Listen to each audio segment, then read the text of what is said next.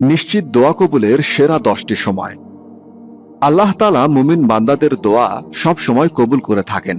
তারপরও প্রিয় নবীজি সাল্লাল্লাহু আলাইহি ওয়াসাল্লাম সুনির্দিষ্ট করে কিছু সময়ের কথা হাদিসে পাকে উল্লেখ করেছেন।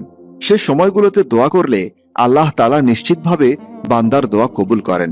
আর তা হল রাতের শেষ তৃতীয়াংশে। রাসূল সাল্লাল্লাহু আলাইহি ওয়াসাল্লাম বলেছেন, প্রত্যেক দিন রাতের শেষ তৃতীয়াংশে আমাদের রব সবচেয়ে নিচের অর্থাৎ প্রথম আসমানে নেমে আসেন এবং বলেন, কে আছো, আমাকে ডাকো, আমি তোমার ডাকে সাড়া দেব। কে আছো, আমার কাছে যাও, আমি তোমাকে দান করব। কে আছো, আমার কাছে ক্ষমা প্রার্থনাকারী, আমি তোমাকে ক্ষমা করব। সহিহ বুখারী। আজান ও ইকামতের মধ্যবর্তী সময়ের দোয়া। রাসূলুল্লাহ সাল্লাল্লাহু আলাইহি ওয়াসাল্লাম বলেছেন, আজান ও ইকামতের মধ্যবর্তী সময়ে দোয়া ফিরিয়ে দেওয়া হয় না।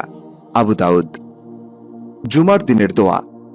রাসূল সাল্লাল্লাহু আলাইহি ওয়াসাল্লাম বলেছেন, জুমার দিনে এমন একটি সময় আছে যে সময়টা কোনো মুমিন নামাজ পড়া অবস্থায় পায় এবং আল্লাহর কাছে কিছু প্রার্থনা করে, আল্লাহ অবশ্যই সেই চাহিদা পূরণ করবেন এবং তিনি তার হাত দিয়ে ইশারা করে সেই সময়ের সংক্ষিপ্তকার ইঙ্গিত করে দেন। সহিহ বুখারী। সেজদার সময়ের দোয়া। রাসূলুল্লাহ সাল্লাল্লাহু আলাইহি ওয়াসাল্লাম বলেছেন, যে সময়টাতে বান্দা আল্লাহ তাআলার সবচেয়ে কাছে চলে যায় তা হলো সেজদার সময়। সুতরাং তোমরা তখন আল্লাহ তাআলার কাছে বেশি বেশি চাও। সহিহ মুসলিম। ফরজ নামাজের পরের দোয়া। রাসূলুল্লাহ সাল্লাল্লাহু আলাইহি ওয়াসাল্লাম বলেছেন, রাতের শেষ সময় এবং ফরজ নামাজের পরে দোয়া কবুল হয়। সহিহ মুসলিম। কদরের রাতের দোয়া। রাসূলুল্লাহ সাল্লাল্লাহু আলাইহি ওয়াসাল্লাম বলেছেন, যে ব্যক্তি ঈমানের সঙ্গে সওয়াব লাভের আশায় লাইলাতুল কদরের রাত জেগে দাঁড়িয়ে নামাজ আদায় করে, তার আগের অর্থাৎ জীবনের সকল গুনাহ ক্ষমা করে দেওয়া হয়। সহিহ বুখারী।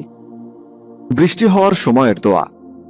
রাসূলুল্লাহ সাল্লাল্লাহু আলাইহি ওয়াসাল্লাম বলেছেন, দুই সময়ের দোয়া ফিরিয়ে দেওয়া হয় না, আজানের সময়ের দোয়া আর বৃষ্টি বর্ষণের সময়ের দোয়া। আবু দাউদ। আরাফার দিনের দোয়া। রাসূলুল্লাহ সাল্লাল্লাহু আলাইহি ওয়াসাল্লাম বলেছেন, দোয়ার মধ্যে শ্রেষ্ঠ দোয়া হল আরাফাতের দিনের দোয়া। তিরমিজি।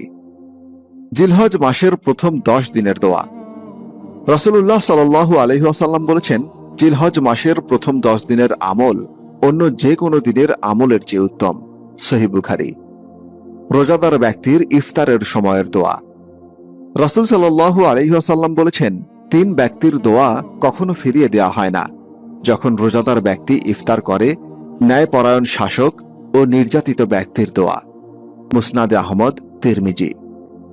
মুমিন মুসলমানের উচিত এই সময় ও দিনক্ষণগুলোতে বেশি বেশি তওবা ইস্তেগফারের মাধ্যমে আল্লাহর কাছে ক্ষমা প্রার্থনা করা, নিজের একান্ত চাহিদাগুলো পূরণে আল্লাহর কাছে প্রার্থনা করা। আল্লাহ তাআলা মুসলিম উম্মাহকে উল্লেখিত দিন ও সময়ে তওবা ইস্তেগফার সহ দোয়া করার তৌফিক দান করুন। আমিন।